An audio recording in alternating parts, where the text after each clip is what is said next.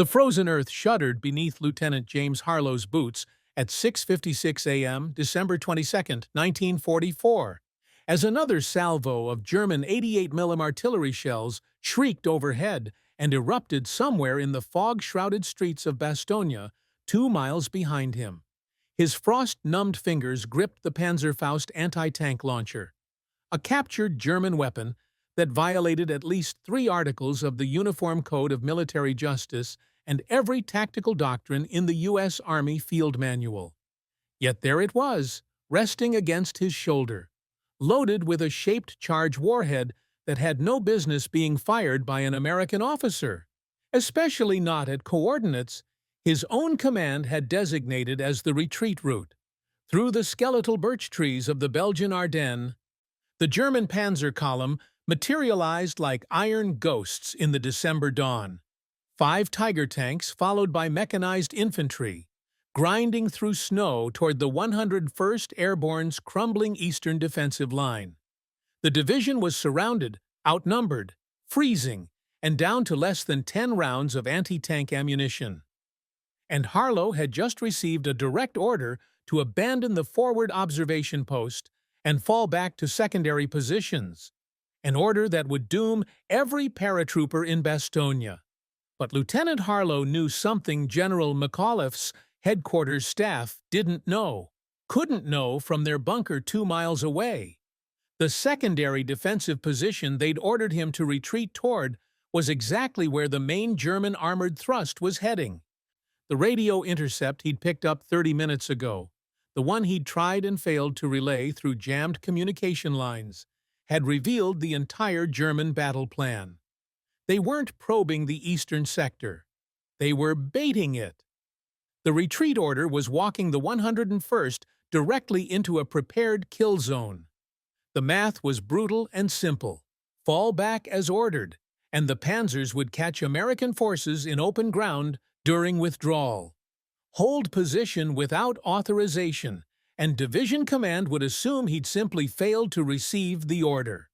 Attack without permission, using captured enemy weapons, and he'd face court-martial. But attack successfully, and he might buy the surrounded paratroopers enough time for Patton's relief column to arrive. "Lieutenant, we need to move." Sergeant Daniel Kozlowski's voice cut through the artillery thunder, hoarse from 5 days of combat without sleep. Battalion command sent the order 3 times. "Fall back to grid Echo 7. "That's not a suggestion, sir. That's a direct order." Harlow didn't respond. His attention remained fixed on the lead Tiger tank, 400 meters distant and closing, its 88mm cannon already traversing toward the thin line of foxholes where Baker Company's remnants were dug in. 43 men, all that remained of a company that had paracharged into Normandy 6 months ago with 140, armed with rifles, 2 machine guns, and hope that was running as dry as their ammunition. "I count 5 tanks," Harlow said quietly, his breath frosting in the -12-degree air. "Mach 6 Tigers. Probably 20 half-tracks behind them with motorized infantry. Maybe 200 Wehrmacht, fresh troops. Which is exactly why we need to fall back," Kozlowski pressed. "We've got nothing that can stop those tanks. The bazookas are dry. Artillery can't get a firing solution through this fog. Sir, we have to—" "The fallback route is compromised," Harlow interrupted, still watching the panzers advance with mechanical inevitability. "I intercepted German communications. They're driving us toward their prepared positions. The retreat order is their plan, not ours." Kozlowski's silence was heavy with implications. "Did you report that intercept to division?" "Tried. Radio's been jammed for 20 minutes. Either atmospheric conditions or German interference." Harlow hefted the Panzerfaust, feeling its unfamiliar weight. "By the time communication is restored, Baker Company will be overrun, and that hole in our line will collapse the entire eastern perimeter. So instead of following orders, you're going to— what? Take on 5 Tiger tanks with a captured Kraut rocket launcher you've never fired before?" Kozlowski's voice carried the particular strain of a man watching his officer's sanity fracture under pressure. "Sir, that weapon has a maximum effective range of 60 meters. That tank is 400 meters out. This is suicide." "60 meters if you fire it like the Germans do," Harlow corrected, his engineer's mind already calculating angles, trajectories, compression ratios.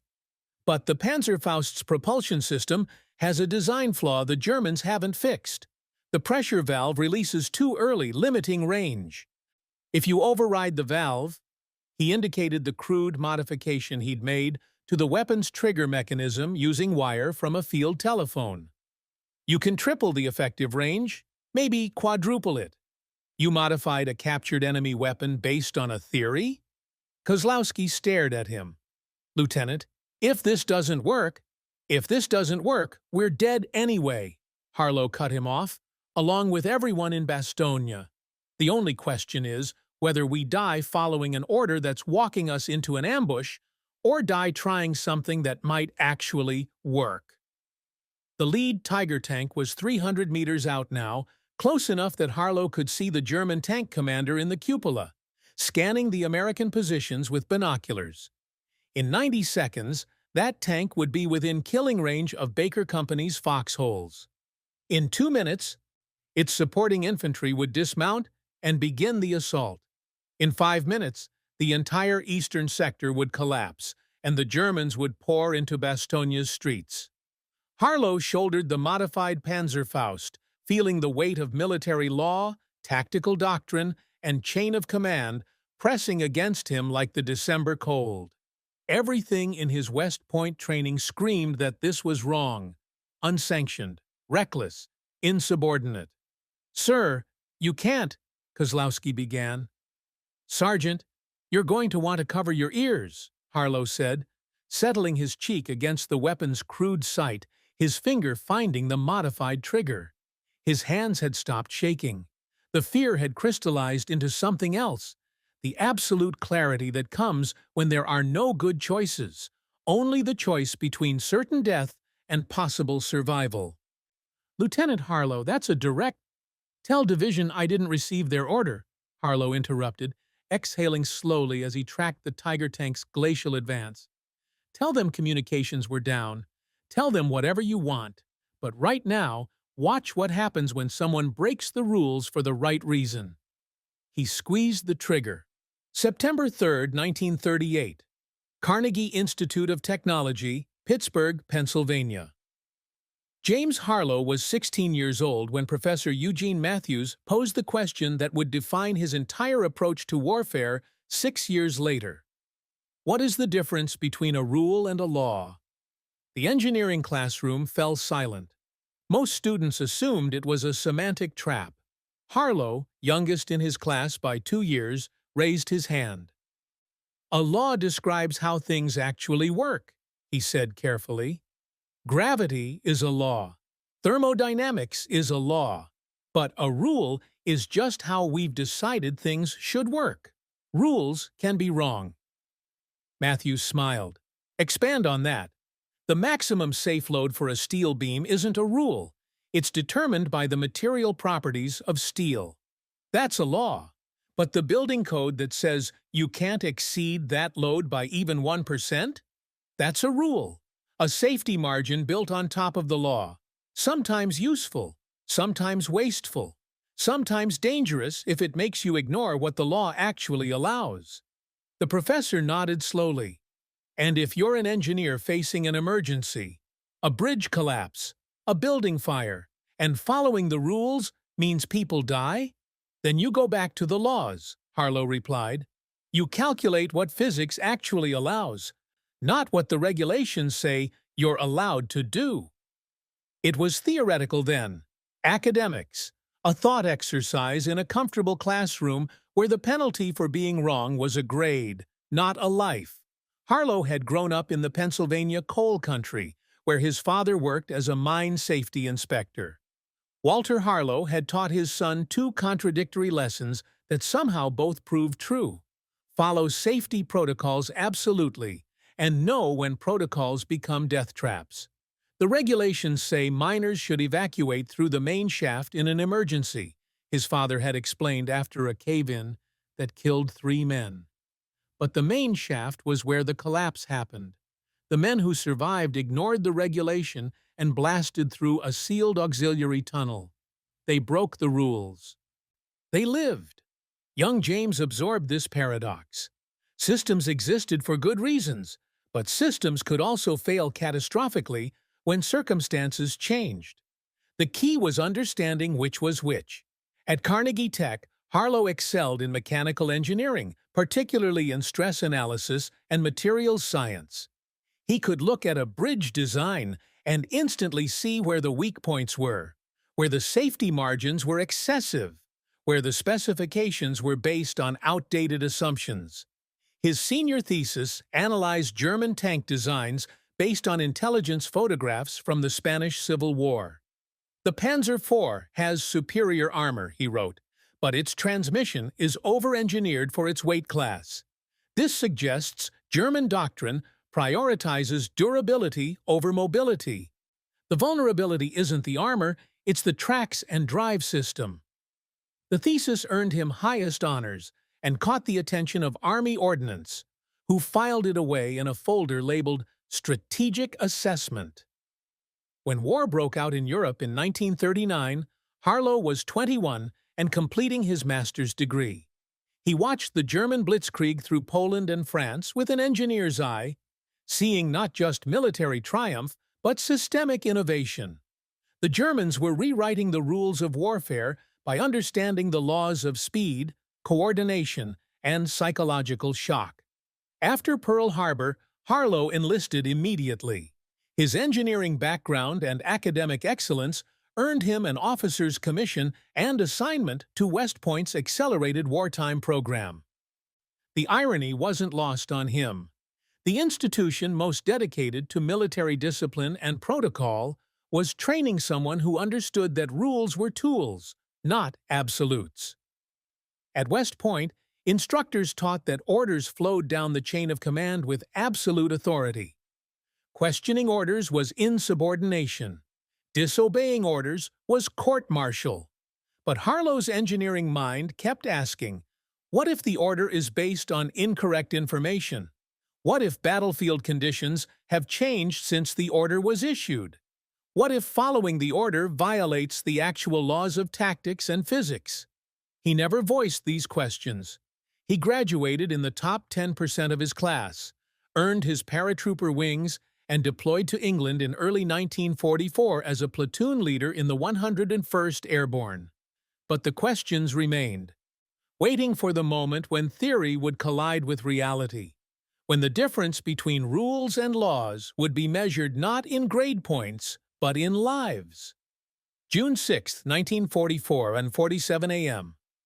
Above Normandy, France, the C-47 transport shuddered through German anti-aircraft fire as Lieutenant James Harlow stood in the open door at 600 feet above occupied France, waiting for the green jump light that would send him into the largest airborne assault in history. The plan was precise. Drop zones carefully mapped, assembly points pre-designated, objectives assigned with military exactitude. The plan lasted exactly 90 seconds after Harlow hit the ground. He landed 3 miles from his designated drop zone in a flooded field the intelligence maps hadn't shown, surrounded by scattered paratroopers from 4 different companies, none of whom were supposed to be there. The carefully orchestrated invasion had dissolved into chaos before the first shot was fired. "Lieutenant!" A Sergeant Harlow didn't recognize splashed through knee-deep water. "Where the hell are we? I've got 15 men, no radio, and we're supposed to be securing the bridge at La Fière." Harlow consulted his map, now mostly illegible from water damage. "We're 2 miles south of La Fière, maybe more. So we head north, find our units, get back to the plan?" That was the doctrine. That was the training. Scattered paratroopers were supposed to locate their parent units and execute their assigned missions. But Harlow could hear heavy German vehicle traffic on the road 400 meters east, a road that shouldn't have had traffic this early which meant German reinforcements were moving faster than Allied intelligence had predicted. "What's that road?" Harlow asked, pointing. The sergeant checked his own map. N13, secondary route. Intelligence said it was lightly defended. Intelligence was wrong. Harlow made a decision that would have earned a reprimand in peacetime. "We don't go north to find our units. We go east and cut that road. If German armor gets to the beaches before our positions are consolidated, the entire invasion fails. That's more important than any individual objective." "Sir, our orders assumed we'd land in the right place, and the Germans would be where intelligence said they'd be. Neither of those things is true. So we adapt." With 15 men who weren't his soldiers, executing a mission that wasn't his assignment, Harlow spent the next 4 hours ambushing German convoys on the N13. They couldn't hold the road, but they could delay it. Destroying 2 trucks with captured German grenades, felling trees to create obstacles, forcing the German column to slow, deploy security, and waste precious time. By dawn, when they finally linked up with elements of the 502nd PIR, Harlow learned that his unauthorized road interdiction had delayed a panzer battalion by nearly 3 hours. 3 hours that allowed Utah Beach forces to consolidate their positions before facing an armored counterattack. His company commander was furious. "You were supposed to report to the battalion assembly area, Lieutenant. You were supposed to follow the operational plan." "The operational plan assumed conditions that didn't exist, sir," Harlow replied. "I made a tactical judgment based on the actual situation." The company commander stared at him for a long moment. "You're either going to get decorated or court-martialed, Harlow. Probably both." He got neither.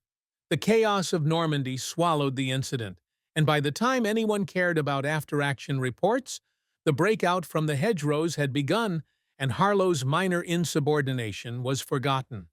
But he'd learned something crucial. The battlefield didn't care about plans. Physics and tactics operated according to their own laws, and military doctrine was just humanity's imperfect attempt to codify those laws into rules. When the rules didn't match reality, reality won. Through the summer campaign across France, Harlow built a reputation as an officer who got results but took liberties with protocol. He'd launch attacks early if he saw opportunity. He'd hold positions longer than ordered if withdrawal seemed premature. He operated in the space between insubordination and initiative, and his superior officers tolerated it because his instincts were consistently right. Sergeant Kozlowski, assigned to Harlow's platoon after the Battle of Carentan, summed it up simply. "Lieutenant doesn't follow the plan. He follows the math, and the math usually works." By December, when the 101st was rushed to Belgium to confront the German Ardennes offensive, Harlow had internalized the lesson Normandy taught. Orders were based on the information available when they were issued. When that information proved wrong, the officer on the ground had to make the hardest choice in military life, whether to follow orders into disaster or trust his own judgment and face the consequences. December 19, 1944, 11:32 p.m. Bastogne, Belgium. The German noose closed around Bastogne with methodical precision, and Lieutenant James Harlow watched it happen from the second-floor window of a half-destroyed bakery that served as Baker Company's command post. 3 days earlier, the 101st Airborne had been in reserve near Reims, France. Now they were the only thing standing between German armored spearheads and the critical road junction that controlled Allied supply lines through the Ardennes. "The last convoy just pulled out," Sergeant Kozlowski reported, watching the taillights of the final supply trucks disappearing into the winter darkness. "That's it. We're officially surrounded. 4,000 Germans outside, maybe more. Us inside with whatever ammunition we brought and whatever food we can scrounge." Harlow studied the map, tracking German positions based on patrol reports and artillery fire patterns. The encirclement wasn't random. it was engineered. German forces had punched through the Allied lines at 5 simultaneous points, then converged on Bastogne with the kind of coordination that spoke to excellent intelligence and careful planning. "They knew exactly where we were weak," Harlow said quietly. "This wasn't opportunistic. This was prepared." The German offensive, later called the Battle of the Bulge, had caught Allied command completely by surprise. 16 divisions, including elite panzer units, had smashed through undermanned American positions in the Ardennes forest, creating a bulge in Allied lines that threatened to split British and American forces and potentially reach the sea. Bastogne was the linchpin. Its road junction controlled 7 major routes. Whoever held Bastogne controlled movement through the entire region. The Germans needed it to sustain their offensive. The Americans needed it to prevent a German breakthrough. And the 101st Airborne, rushed into position with minimal supplies and no time to prepare, was expected to hold it against overwhelming force. General McAuliffe's message to the division was characteristically blunt. "Hold at all costs. Relief is coming. Unknown when." For the first 2 days, the defense was manageable. German probes tested the perimeter, identified weak points, but didn't commit to full assault. But Harlow, watching the pattern of attacks, recognized something troubling.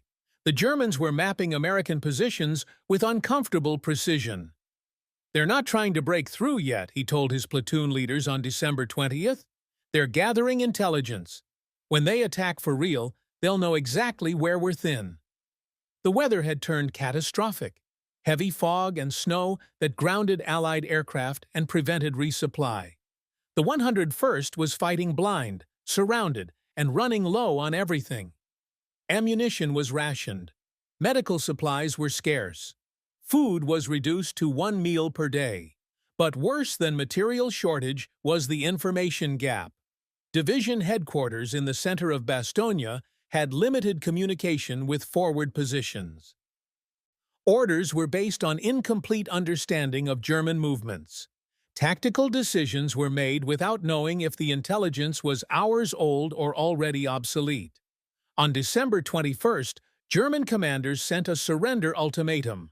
"The fortune of war is changing. Yield to honorable surrender or face annihilation." General McAuliffe's one-word reply, "Nuts," became legend. But behind the defiant humor was grim mathematics. The 101st had perhaps 3 days of ammunition remaining. Relief forces were fighting through German positions, but were still miles away. The perimeter was contracting under German pressure. Harlow spent the night of December 21st analyzing German radio intercepts. His German was functional, learned from engineering texts, and the division's intelligence section had captured German communications equipment. What he heard was disturbing. German commanders were coordinating a major assault for December 22nd, targeting the eastern sector where Baker Company was positioned. More troubling was the tactical discussion. German commanders referenced prepared positions at Grid Echo 7. The exact coordinates of the fallback position American Division Command had designated for Eastern Sector forces. Either extraordinary coincidence or German intelligence had penetrated American planning. At 5:15 a.m. on December 22nd, Harlow received the order. Upon contact with enemy armor, withdraw to the secondary defensive line. Grid Echo 7. He stared at the coordinates, the same ones German commanders had mentioned. Walking distance from where German forces were setting up anti-tank positions and machine gun nests. The order was sending Baker Company into a prepared ambush. Harlow tried to raise division headquarters on the radio. Static. He tried the alternate frequency. More static. Either atmospheric conditions, equipment failure, or German jamming. The result was the same. He couldn't warn the command that their fallback position was compromised. At 6:23 a.m., the German panzer column appeared through the fog, exactly as the intercepted communications had indicated. Harlow watched them advance toward Baker Company's position with the terrible certainty that following orders meant death and disobeying orders meant court-martial. He had 30 seconds to decide which was more important, his career or his men's lives. December 22, 1944's 23 a.m. Forward observation post. Eastern perimeter. The German radio transmission crackled through the captured field receiver with crystal clarity, the Wehrmacht officer's voice calm and professional as he coordinated the death of Baker Company. Panzergruppe advanced to phase line Adler. Amerikanische withdrawal expected to grid Echo 7. Artillery has coordinates. Prepare reception. Lieutenant James Harlow's blood went cold. Echo 7, the exact grid coordinates division headquarters, had designated as Baker Company's fallback position. The Germans weren't guessing. They knew. And they were preparing to annihilate American forces the moment they retreated into what they thought was safety. Kozlowski, get division on the radio, now. Harlow kept listening to the German transmission, his functional German picking up additional details that made the trap even clearer. The Germans had positioned anti-tank guns, machine gun nests, and pre-registered artillery, all focused on the withdrawal route. Sergeant Kozlowski worked the radio controls frantically. "I've got nothing, sir. Every frequency is static. Either the equipment's failing or someone's jamming us." Harlow grabbed the microphone and tried it himself. "Baker 6 to Bastogne, actual, priority message, over." Static. He switched frequencies. "Baker 6 to any Bastogne station, urgent, tactical intelligence, over." More static, occasionally broken by fragments of German transmissions. The Germans had achieved electronic dominance, at least temporarily. Whether through jamming equipment or just the combination of weather and terrain, American communication within Bastogne had collapsed at exactly the wrong moment. "How long until we can get word to division?" Harlow demanded. "Could be 10 minutes. Could be 2 hours," Kozlowski replied. "Radio conditions in this weather are unpredictable. And if the Germans are actively jamming, we don't have 2 hours." Harlow checked his watch. 6:27 a.m. The Panzer column was visible now, maybe 15 minutes from Baker Company's forward positions. "The Germans are moving. Once they engage, the division will expect us to execute the fallback order, which walks us straight into their kill zone," Kozlowski finished grimly. Harlow's mind raced through options, each worse than the last. Sending a runner to division headquarters, 2 miles through German artillery fire, would take 30 minutes minimum. Try to hold position without authorization. Division would assume Baker Company simply hadn't received the withdrawal order and might send additional forces into the trap. Execute the withdrawal order. Certain ambush and annihilation. Or option 4. Do something so unauthorized, so tactically unsound by conventional doctrine, that it would either save everyone or get him court-martialed. The captured Panzerfaust leaned against the wall where Harlow had left it 3 hours earlier. He'd found it in a destroyed German half-track 2 days ago, along with technical manuals that his engineering background allowed him to decipher. The weapon was ingeniously simple, a recoilless anti-tank launcher with a shaped charge warhead. Effective range, 60 meters. Useful for close-quarters ambush. Useless for the 400-meter distance separating him from the approaching Tiger tanks, unless you understood the engineering.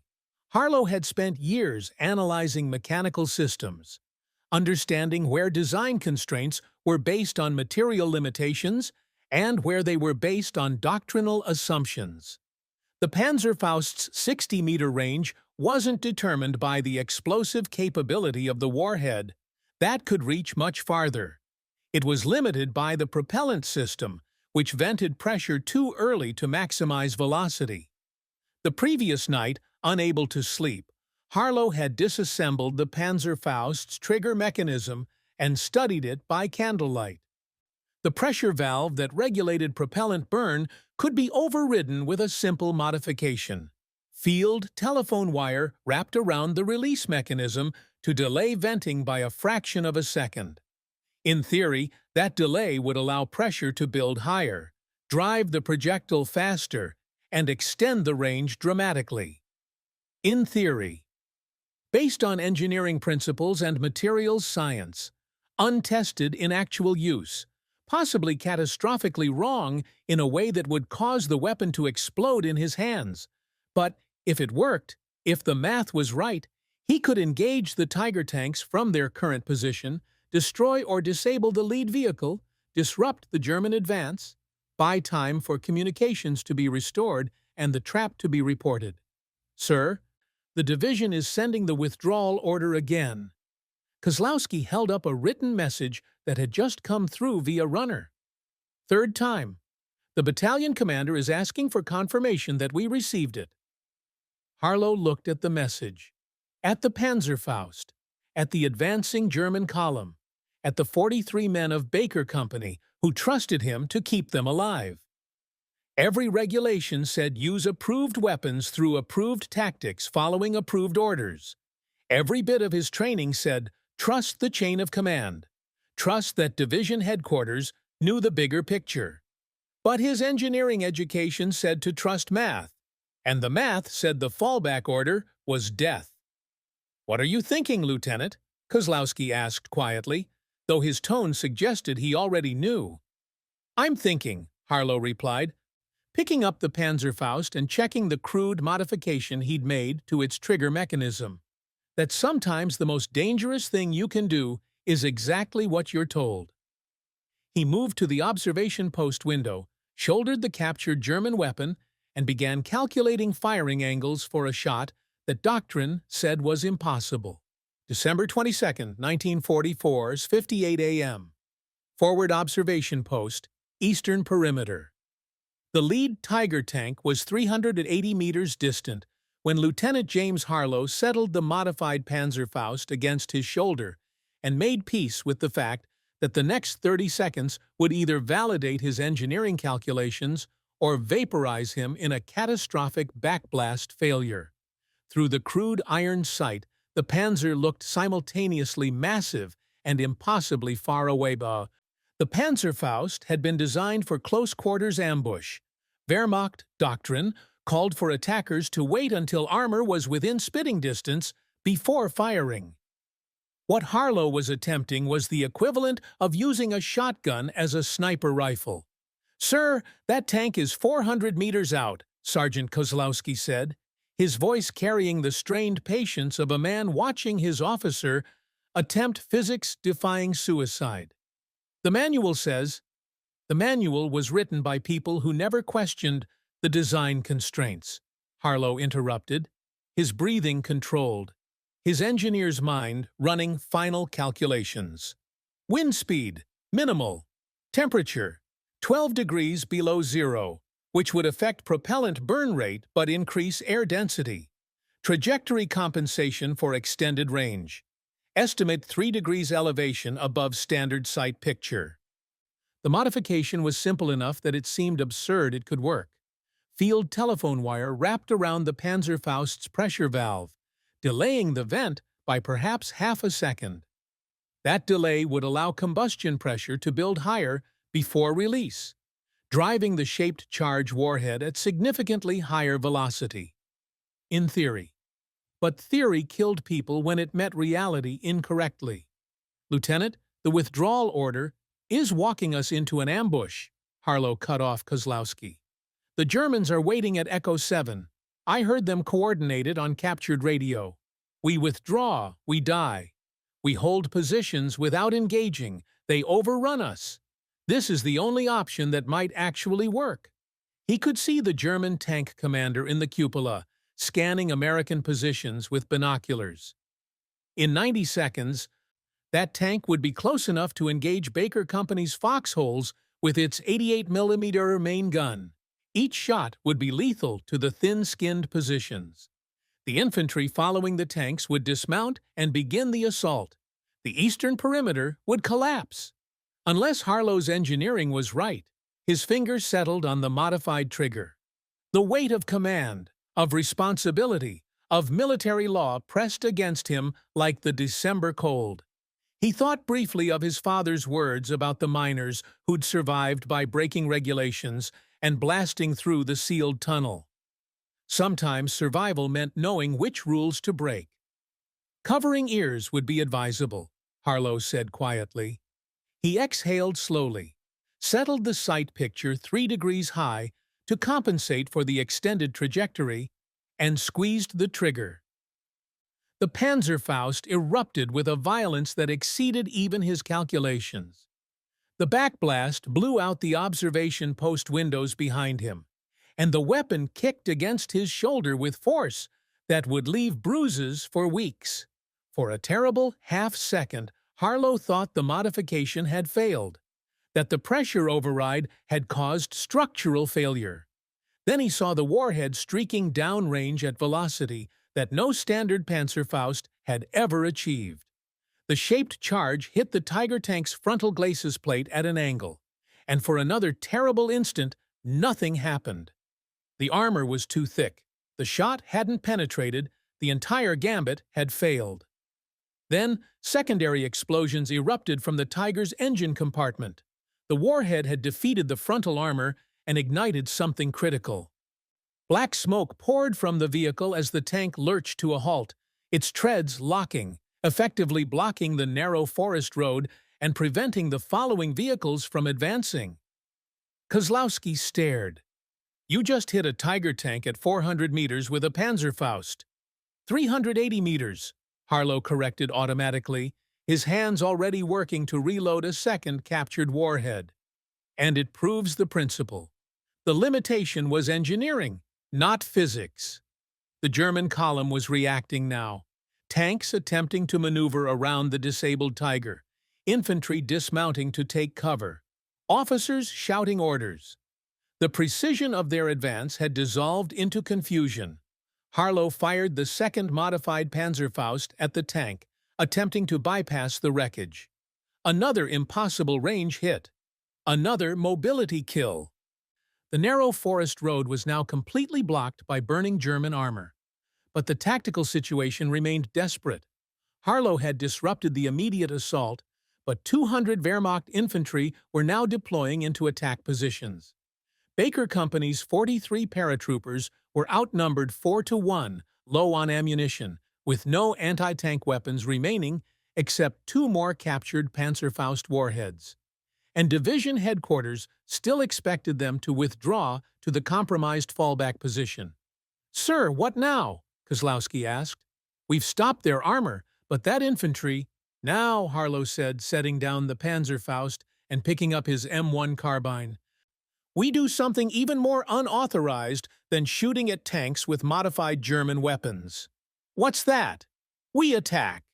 Harlow's voice carried the absolute certainty of a man who'd already crossed so many lines that one more wouldn't matter. "We've disrupted their formation. Their plan assumed we'd retreat. Instead, we assault while they're confused, push them back, and hold this position until communications are restored and I can warn division about the trap." "Sir, that's insane. We're outnumbered 4-1. We have orders to withdraw. And you're talking about launching an unauthorized assault?" "Yes," Harlow replied simply, "because the alternative is following orders that will get everyone killed. I'd rather face court-martial than explain to 43 families why I followed procedure into an ambush." He moved toward the doorway, and Kozlowski grabbed his arm. "Lieutenant, if you do this, if you directly disobey withdrawal orders and launch an unauthorized assault, there's no walking it back.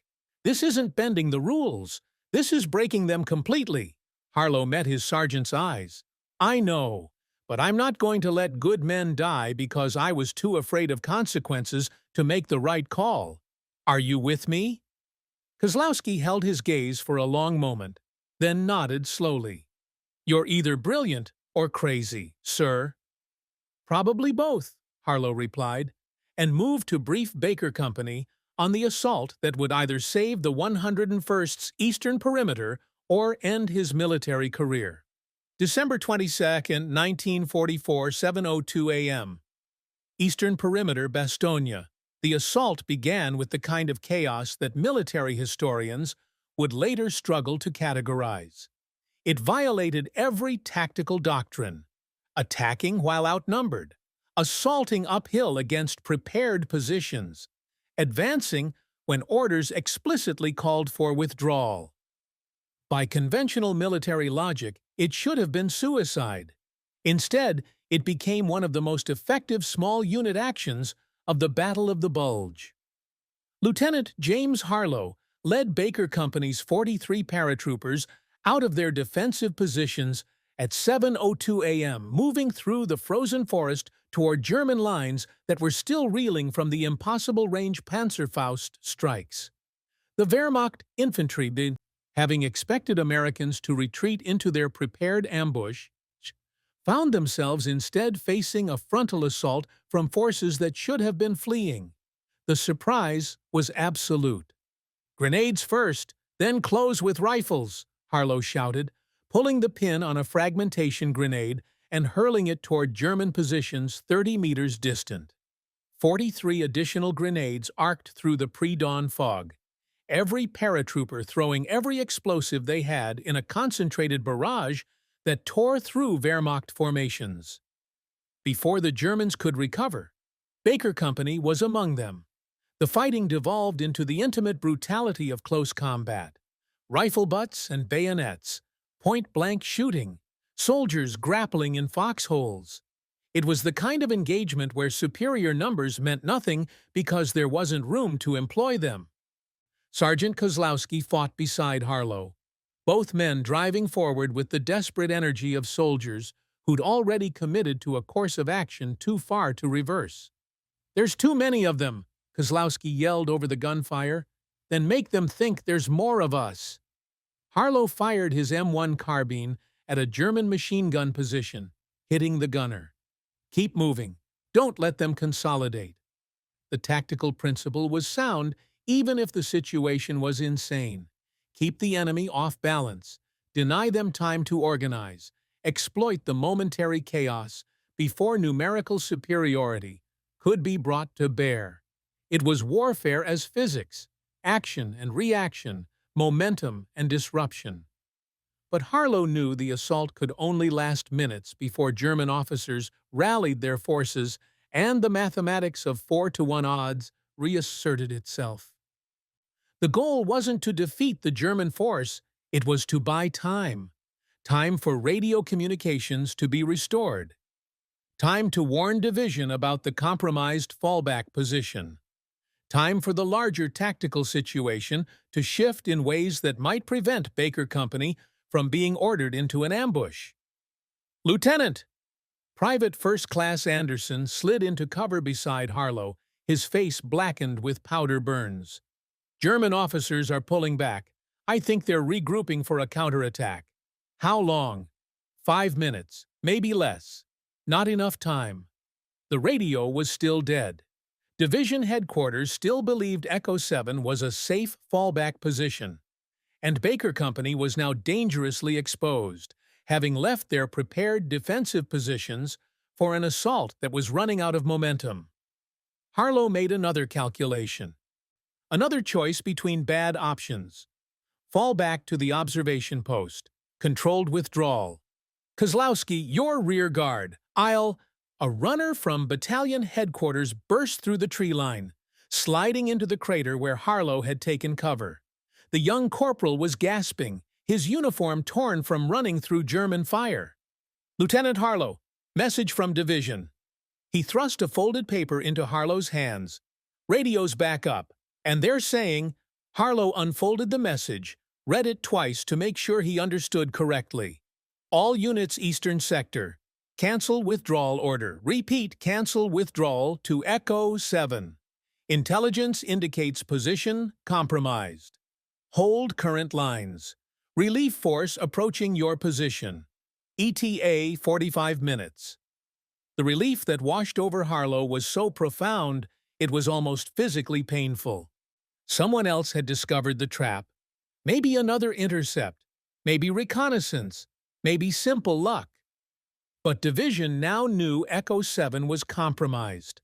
The withdrawal order that would have killed 43 men had been cancelled, which meant Harlow's unauthorized assault, while still a massive violation of military discipline, had at least kept his men alive long enough for the situation to change. "Sir?" Kozlowski had rejoined them during the withdrawal. "What's the word?" "Withdrawal order is cancelled. We hold current position until relief arrives in 45 minutes. Can we hold 45 minutes? Harlow looked at Baker Company's positions. Ammo running low, men exhausted, German forces regrouping for another assault. The math wasn't encouraging.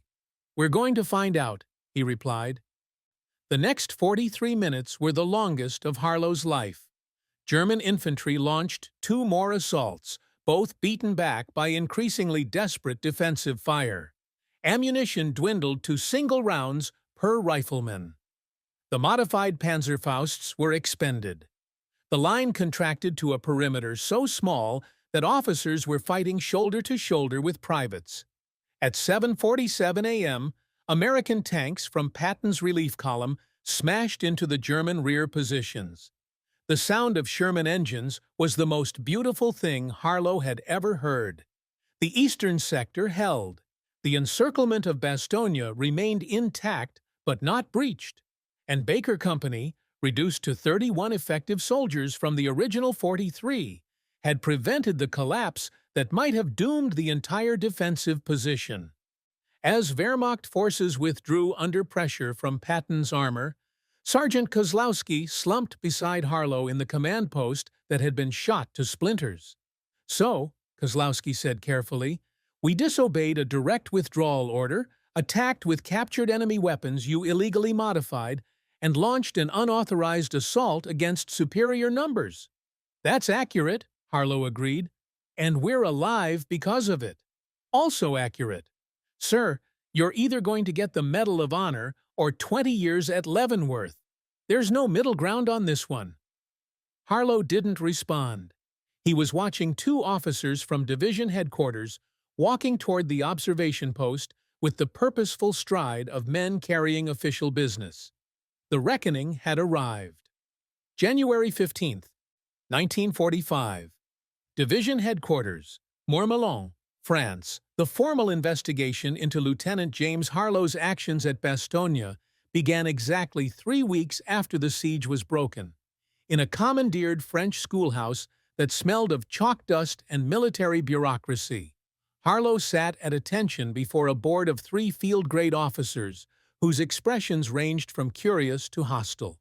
Colonel Mitchell Warren, serving as the investigating officer, opened a folder thick with witness statements, radio logs, and after-action reports. "Lieutenant Harlow, you understand these proceedings are convened to determine whether your actions on December 22, 1944, constitute grounds for court-martial under Articles 90 and 92 of the Articles of War, willful disobedience of a superior officer, and failure to obey a lawful order?" "Yes, sir," Harlow replied. "You received 3 separate communications ordering Baker Company to withdraw to Grid Echo 7. Is that correct?" "Yes, sir." "And you not only failed to execute that order, but instead launched an unauthorized assault using modified captured enemy weapons?" "Yes, sir." Warren leaned back, his weathered face unreadable. "Lieutenant, I've been in the Army for 23 years. I have never encountered a more clear-cut case of insubordination. You directly disobeyed explicit orders from battalion command, division command, and established tactical doctrine. Do you have anything to say in your defense?" Harlow met his gaze steadily. "Sir, I intercepted German radio communications indicating that Grid Echo 7 was a prepared ambush site. I attempted to relay this intelligence to division, but communications were jammed. Following the withdrawal order would have resulted in the complete destruction of Baker Company and likely the collapse of the eastern perimeter. I made a tactical judgment based on information available to me that wasn't available to higher command." "A tactical judgment," Major Edwin Thorne interrupted, his voice dripping with skepticism. "You're a lieutenant with less than 2 years of combat experience. You decided your judgment was superior to that of battalion and division commanders? No, sir. I decided that my information was more current than the information available to those commanders. The withdrawal order was issued based on the assumption that Echo 7 was secure. That assumption was incorrect. Warren consulted his notes. The intercept you claim to have received, we have no record of it. No recording, no corroboration from intelligence assets. Just your word that you heard something on a captured radio. Because I destroyed the captured radio equipment when we withdrew from the observation post, sir. Standard procedure when abandoning positions to prevent enemy recovery of our monitoring capabilities. Convenient, Thorne muttered. But the third officer, Lieutenant Colonel Robert Chen, spoke for the first time. The division intelligence did confirm, approximately 1 hour after Lieutenant Harlow's alleged intercept, that Echo 7 was compromised. How do you explain that, Lieutenant? I can't explain the timing of the division's intelligence, sir. I can only report what I heard on German tactical frequencies at 06:23 hours on December 22nd. Warren flipped through more documents. Let's address the Panzerfaust modifications. You took captured enemy equipment, modified it in violation of ordnance protocols, and employed it at ranges exceeding its design specifications? Yes, sir. You understand that modifying weapons systems without authorization from the Ordnance Corps is explicitly forbidden. Yes, sir. And yet you did it anyway. Sir, the situation required anti-tank capability at ranges our authorized weapons couldn't achieve. The engineering principles were sound. The modification worked. This time, Warren said sharply, what if it hadn't? What if your engineering principles had resulted in a catastrophic malfunction that killed you and everyone in that observation post? Then I would have been wrong, sir, and faced appropriate consequences. Thorne leaned forward. Lieutenant, you seem remarkably cavalier about military discipline. Do you believe officers should simply follow their own judgment whenever they disagree with orders? Harlow chose his words carefully. No, sir. I believe the chain of command exists for critical reasons. But I also believe that officers on the ground sometimes have information that higher command doesn't have.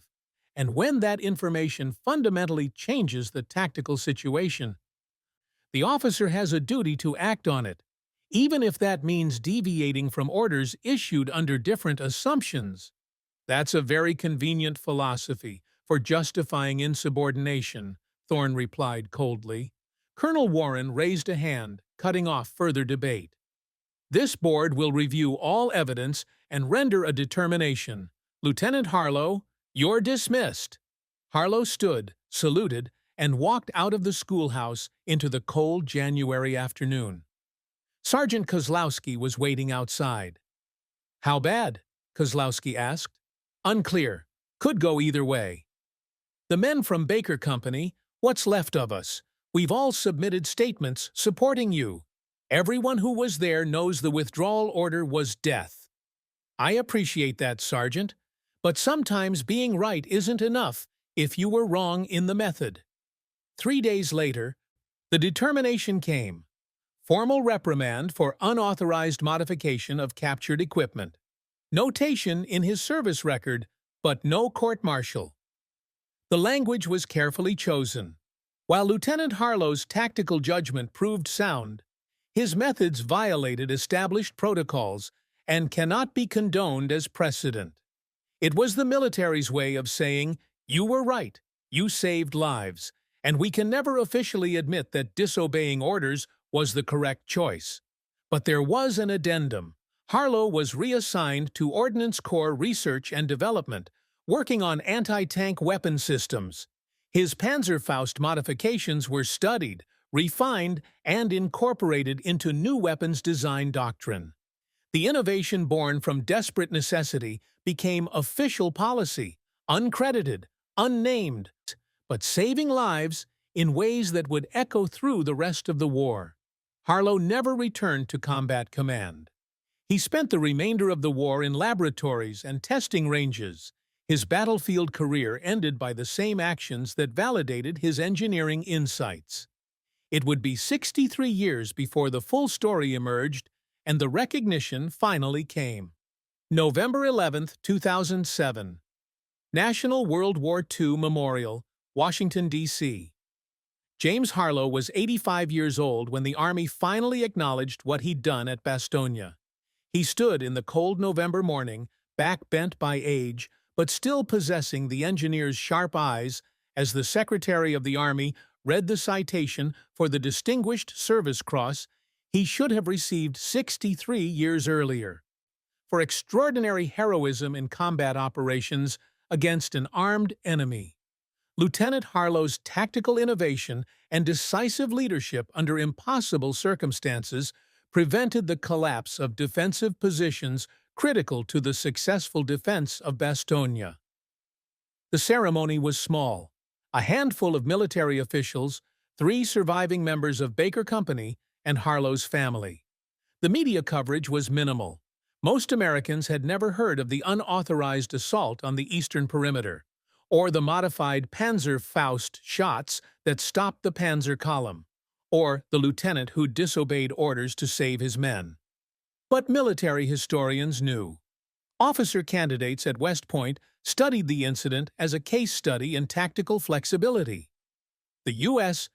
Army's Field Manual on Mission Command now included a section on appropriate deviation from orders when battlefield conditions fundamentally change, language that would have been unthinkable in 1944. After the ceremony, a young Army captain approached Harlow. "Sir, I teach tactics at the infantry school at Fort Benning. Your Bastogne action is required study for all our officers. Can I ask, how did you know?